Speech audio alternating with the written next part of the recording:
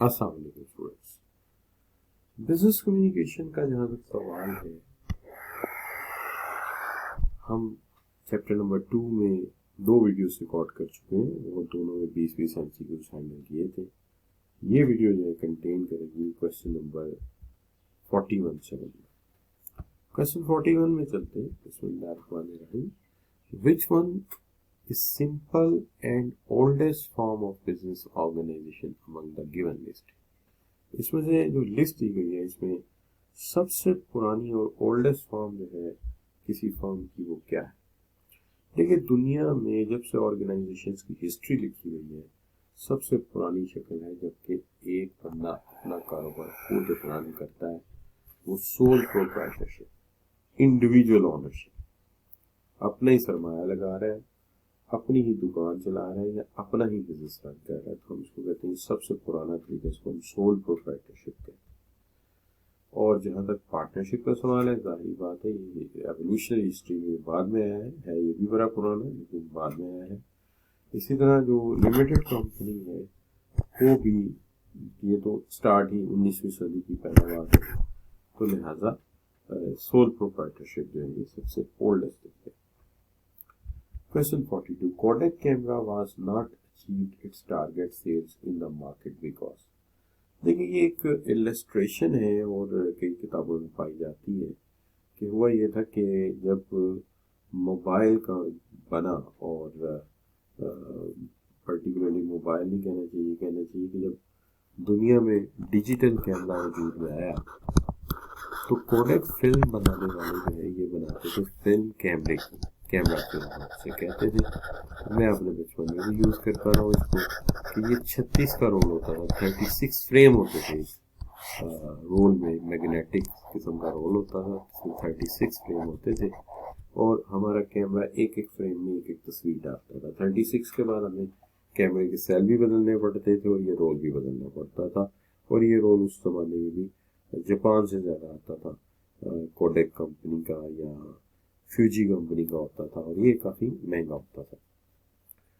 तो आप ये कह सकते हैं कि अगर 100 रुपये का रोल आता था, कोई 25-30 रुपये के सेल आते थे, हर 36 पिक्चर्स की सिर्फ जो फ्रेम बनाने हैं या तस्वीरें खींचनी उस पर आपके 125-150 रुपये लग जाए। आगे चलते गए 250 तक काम चला गया। फिर उसके बाद इनकी डेवलपिंग करानी पड़ती थी लेबॉर्ट्री में ले जाके, फिर इनकी प्रिंटिंग को डेवलपिंग और प्रिंटिंग के पैसे ज़्यादा देने पड़ते। अब हुआ ये कि जब डिजिटल कैमरा आया तो रोल की तो ज़रूरत ही नहीं थी, और दूसरी बात यह कि पिक्चर देखने के लिए कोई ज़्यादा डेवलप कराने की ज़रूरत नहीं थी, कंप्यूटर पे आप अपनी तस्वीरें देख लेते हैं, ज़्यादातर आजकल यही होता है। फिर ये कैमरा मोबाइल में चला गया। तो उस वक्त कोटेक फिल्म कंपनी को हिट लगी, तो उन्होंने सोचा हमारे कारोबार का क्या बनेगा, हमारी तो वो फिल्म बिकेगी नहीं, तो हमें क्या करना चाहिए। तो उन्होंने ये फैसला किया कि हम कैमरा बनाएंगे, तो उन्होंने डिजिटल कैमरा बना दिया कि चलो फिल्म नहीं तो कैमरे बेचेंगे। लेकिन उस वक्त जो टॉप प्लेयर थे 3, उन्होंने इसे टफ टाइम दिया और चलने नहीं दिया। जाहिर है उनका नाम पुराना था, जिसमें अंदर योशिका है, कैनन है, ओलंपस है। पता नहीं कि यही नाम ऐसे बोले जाते हैं, लेकिन जो मेरे जहन में मैं ऐसे बोलता हूँ, तो योशिका, कैनन एंड ओलंपस, तो ये बिग प्लेयर थे, उन्होंने नहीं आने दिया इसको। इसी दौरान सोनी इलेक्ट्रॉनिक कंपनी थी जापान की, इसका मुआहदा हो गया लाइका लेंसेज अमेरिका से। तो उन्होंने एक कैमरा लॉन्च किया जिन्होंने ऊपर वाले 3 को भी टफ टाइम दे दिया। उसको कहते थे सोनी साइबर शार्क, अभी भी शायद हिट कैमरा है। और फिर उसके बाद एप्पल ने भी इसके अंदर अपना हिस्सा डाल दिया, अपने मोबाइल में कैमरा डाल के। तो ये सारी ही वजूहत बन गई जिन्होंने सोनी कोडेक कैमरे को अपना टारगेट अचीव नहीं करने दिया। तो ये एमसीक्यू गालिबन उसी मुतल्लिक है, तो हम इसको ऑल ऑफ अबव को ऑप्शन मान लेते हैं। और ये थोड़ा सा इंटरेस्टिंग आपके लिए केस भी बन गया कि एमसीक्यू सुनने में कोई थोड़े से बिजनेस इन्वायरमेंट का भी आइडिया हो जाए। अब बात यहाँ पे है कि management control system works. Management control system किस लिए काम करते हैं, तो कहा ही जाता है कि मैनेजमेंट कंट्रोल सिस्टम जो है, अगर आप पहली ऑप्शन लेते हैं कि असेसमेंट ऑफ, बल्कि हम रिवर्स शुरू करते हैं, चलिए, assessment of performance associated with following ethic and law. Ethic and law, तो देखिए खाली एथिक एंड लॉ क्यों लिखा जाए इसके अंदर कि क्या एथिक और लॉ के मुताबिक आप काम करें। Assessment of performance associated with relationship with tax authority, तो ये भी आप एक एंगल को ज्यादा फोकस करें। Assessment of performance associated with efficient use of resources, कि ऑर्गेनाइजेशन अपने रिसोर्सेज को कम यूज करके आउटपुट ज्यादा दे रही है कि नहीं दे रही। यानी हर ऑर्गेनाइजेशन की ख्वाहिश होती है कि वसाइल कम से कम इस्तेमाल किए जाएं और फायदा ज्यादा से ज्यादा हासिल किया जाए, यानी कॉस्ट कम है बेनिफिट ज्यादा हो। तो एक्चुअली तो कहानी है, हाँ उसके अंदर टैक्स मिनिमाइज कर देना, फायदा यूजिंग लॉ और अखलाकियात और कानून का एहतराम रखना, ये भी एक एंगल हो सकता है, लेकिन जितने मेजर ये डेफिनेशन है ये उस पर स्टैंड नहीं करता। लिहाजा a is the best option, that management controls assess the performance associated with efficient use of resources। तो हम चलते हैं अब क्वेश्चन नंबर 44 की। क्वेश्चन 44 जो है इसे आप देखते हैं तो ये कहता है कि a management control system MCS is a system which gathers and uses information to evaluate performance of different organizational resources like dash and also the organization as a whole in the light of the organizational strategies pursued। कि management organization या management control systems basically काम करते हैं इसलिए कि आप देखें कि ऑर्गेनाइजेशन के वसाइल सही तरीके से इस्तेमाल हो रहे हैं, इन वसाइल में कोई चीज़ ज़ाया तो नहीं हम कर रहे और हम इनको कम अज़ कम यूज़ करके ज़्यादा फ़ायदा उठा रहे हैं कि नहीं उठा रहे। अब ये चीज़ जब आती है तो इसमें तो बहुत सारे रिसोर्सेज आते हैं, ज़ाहिर है ह्यूमन भी हम फालतू ज़ाया नहीं करना चाहते तो उनका बेस्ट यूज़ चाहते हैं। फिजिकल रिसोर्सेज जो हमारे टेंजिबल रिसोर्सेज आप चाहते हैं तो इनको फ़ायदा उठाएं, और फाइनेंशियल रिसोर्सेज को वो भी प्रीशियस होते हैं, कीमती होते हैं, हम उनको भी ज़ाया नहीं करना चाहते, तो ये सारे आ जाएंगे इसके अंदर। और यहाँ इस MCQ से भी आपको आइडिया होगा कि मैनेजमेंट कंट्रोल सिस्टम कहते किसको, उसकी डेफिनेशन भी आपके सामने आ गई, तो ये फ़ायदा हो गया आपको। Charitable organizations are kind of institution or businesses that falls under the category of dash। तो ये जो आपकी ऑर्गेनाइजेशन है, जो चैरिटेबल ऑर्गेनाइजेशन है, तो ये चलती हैं खैराती इदारे जिनको कहते हैं। तो जाहिर बात है जो खैराती इदारे हैं अगर आप गौर करें तो ये प्रॉफिट मोटिव नहीं हो सकते, मुनाफा कमाना इनका काम नहीं हो सकता। ये तो अपनी जो कम्युनिटीज के लिए बनाए गए हैं पर्टिकुलरली उनके मफाद के लिए बनाए जाते हैं, लिहाजा ये प्रॉफिट के लिए नहीं है तो प्रॉफिट मोटिव तो नहीं हो सकते, तो ये नॉट फॉर प्रॉफिट है बल्कि। और दूसरी बात ये है कि नॉन प्रॉफिट ऑर्गेनाइजेशन भी आप इनको कह सकते हैं, तो हमने डी ऑप्शन में डाल देते हैं कि ए और बी दोनों ठीक है। 46 का जहाँ सवाल है, charitable organisation kind of institution और बिजनेस दैट रन्स बाय, तो ये ऐसे और इदारे हैं जिनको चलाने वाले जो हैं वो ये non government organisation. Private business motive होंगे तो फिर मुनाफे का मामला आ जाएगा, तो ज़ाहिर मुनाफा तो इनका रिलेटेड नहीं है, लिहाजा ये ऑप्शन नहीं ले सकता मैं, बिजनेस मोटिव नहीं है। और गवर्नमेंट जो है चैरिटेबल ऑर्गेनाइजेशन नहीं चलाती, गवर्नमेंट ने चलानी हो तो उसके पास तो अपने बड़े वसाइल हैं, उसे फिर हाथ लेने की क्या जरूरत है। तो question number 47, A private company whose owner are legally responsible for its debts only। एक प्राइवेट कंपनी जिसका ओनर लीगली रिस्पॉन्सिबल है फॉर इट्स डेट्स ओनली, तो जो प्राइवेट कंपनी है कहते हैं कि जो आपकी, तो हम कहना ये चाहते हैं कि private limited companies whose owner जो है private limited company whose owner are legally responsible for its debt, जो कि कानूनी तौर पे इसके दिए गए कर्जों के जिम्मेदार होंगे, सिर्फ किसके कहते हैं, to extent of the amount of capital invested, सिर्फ उतनी अमाउंट जितनी उन्होंने इस कंपनी में इन्वेस्ट की है वो उसके जिम्मेदार है। यानी मैंने अगर एक कंपनी के शेयर्स खरीदे हैं तो जितने मैंने शेयर्स खरीदे हैं उतना सरमाया जो लगाया सिर्फ वो मैंने रिस्क पे लगाया। Extend to the amount own by all shareholder, उन्होंने जो मालिक हैं यानी शेयर होल्डर की ओवरऑल जो प्रॉपर्टी है या ओवरऑल जो उसका जो है अमाउंट उसके पास है वो नहीं इसने दी, इसने सिर्फ वो अमाउंट दी है जो उसने शेयर्स खरीदे हैं, सिर्फ वो रिस्क पे है, उसकी प्रॉपर्टी उसकी गाड़ी उसका घर बार वो रिस्क पे नहीं है। हाँ सोल प्रोप्राइटरशिप में वो रिस्क पे जा सकता है या पार्टनरशिप की शक्ल में जा सकता है, लेकिन जब लिमिटेड लायबिलिटी कंपनी बन गई तो सिर्फ उतना ही पैसा लगेगा रिस्क पे जाएगा जितना हमने इन्वेस्ट किया है।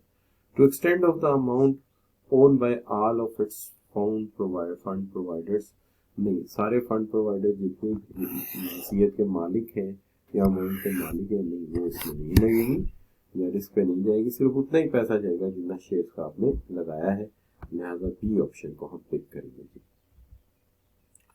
क्वेश्चन नंबर 48 है Shaukat Khanum and sheep medical cities are example of, तो शौकत खानम या शीप मेडिकल सिटीज जो है ये प्राइवेट चैरिटीज हैं, यानी आम लोगों ने चैरिटीज खोली है, ज़ाहिर है गवर्नमेंट फंडेड तो है नहीं और ये स्पोर्ट्स क्लब भी नहीं है, तो ये जो है ये चैरिटेबल ऑर्गेनाइजेशन। अब रही बात ये कि 49 में हम कहते हैं working together we produce more than working individually, इकट्ठे काम करें तो आप ज्यादा आउटपुट प्रोड्यूस करेंगे बनिस्बत इसके कि आप अकेले काम करें। तो इस कॉन्सेप्ट को हम कहते हैं कि 2 + 2 = 5, वो जैसे हमारे यहाँ रिवायती तौर पे कहते हैं 1 1 और 1 11 होते हैं। तो अकेले काम करें तो आप कम प्रोड्यूस करते हैं, ज्यादा काम करें तो उसे ज्यादा प्रोड्यूस करते हैं। इस बात को हमारे एक उस्ताद ने इस तरह समझाया था कि 2 कबलर थे, मोची थे, वो दोनों अलग-अलग काम करते थे, तो 2-2 जूते रोज बनाते। एक दिन उन्होंने मिलकर तय किया कि एक बंदा अपर बनाएगा और दूसरा सोल बनाएगा और रात को इन्हें संभल कर देंगे।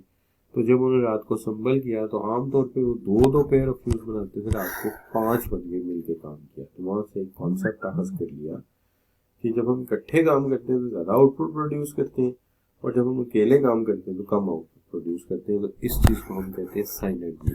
तो आपको याद होगा जब हम यूनिवर्सिटीज में पढ़ते हैं, कॉलेजेस में पढ़ते हैं, तो अक्सर कोई प्रोजेक्ट या कोई असाइनमेंट हो टीचर ने हल ना हो रही हो तो हम कहते जो है ग्रुप स्टडी करते हैं, दूसरे की मदद से उसे हल कर लेते हैं, उसको हम साइनर्जी कह सकते हैं। Question 50 dash is a case when 2 different entities, businesses or companies get together to create a new joint company। एक ऐसी सूरत हाल जहाँ different entities and different वजूद, different कारोबार, different companies इकट्ठे होके एक नई न्यू जॉइंट कंपनी बनाते हैं, तो इसको हम मर्जर कह सकते हैं। 2 कंपनी अलग-अलग थी, उनका आपस में मर्जर हो गया। तो हमने अपनी होश में जो मर्जर देखे हैं बड़े बड़े, उसके अंदर हमने आइसक्रीम कंपनी में पोल का एक कंपनी थी, आइसक्रीम बनाती थी, उसका वॉल्स के साथ देखा था। फिर इसके बाद हमने देखा था कि 2 बड़े बड़े बैंक थे, एक था स्टैंडर्ड चार्टर्ड और एक था ग्रैंडलेस बैंक, ये इकट्ठे हुए स्टैंडर्ड चार्टर्ड ग्रैंडलेस बन गए। फिर इसी तरह हमने एक और मर्जर देखा अपने होश में, जिसके अंदर आप ये कह सकते हैं कि 2 कंपनी इकट्ठी हुई। इसमें पहले ग्लैक्सो कंपनी थी, फिर ग्लैक्सो स्मिथ हो गई, फिर उसके साथ क्लाइन भी आ गई। तो ग्लैक्सो स्मिथ क्लाइन यानी कि अपनी ऑपरेशनल एफिशिएंसी के लिए 3 कंपनियां इकट्ठी हो गई। तो वर्ल्ड वाइड कंपेटिटर है, लेकिन पाकिस्तान की मार्केट में वो इकट्ठे हो गए। तो इसको हम कहते हैं ये मर्जर हो गया, 2 कंपनियां मिलकर एक एंटिटी बन गई है, एक ऑर्गेनाइजेशन बन गई।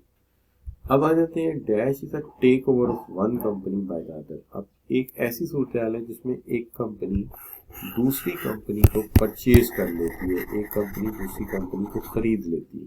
तो इसके अंदर जो बड़े बड़े वाकयात रिसेंटली एग्जिस्ट हुए, उसके अंदर एक कंपनी थी कार्लटेक्स। इनके लुब्रिकेंट ज़्यादा पॉपुलर थे पेट्रोल की निस्बत, इनका जो है 2-3 बड़े top brand lubricant engine oil थे और ये कंपनी में अच्छी सैलरी देती थी अपने एम्प्लॉयज़ को। लेकिन बहरहाल इसे टोटल जो है पेट्रोलियम कंपनी उसने खरीद लिया। तो जो खरीद लिया जाता है इसको हम कहते हैं कि आपने ये मर्जर में दोनों कंपनी अपने अपने एसेट के साथ उनकी ओनरशिप या उनकी गवर्नेंस तय करती है कि इन दोनों को इकट्ठा कर लेते हैं।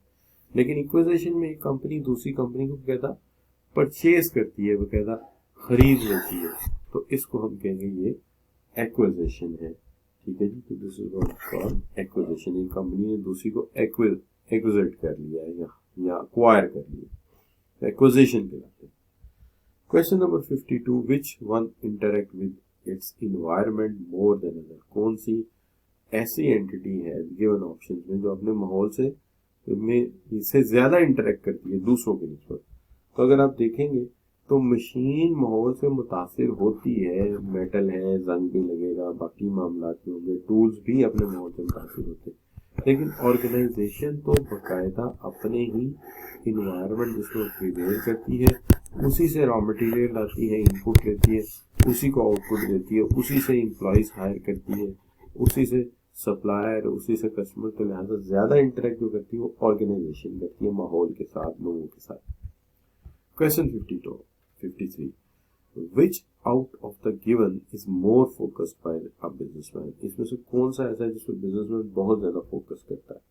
तो देखिए बात यह है कि कैपिटल तो उसकी कमजोरी है, उसके बगैर तो काम नहीं चलेगा, ना मशीन, ना टूल, ना इक्विपमेंट आएंगे।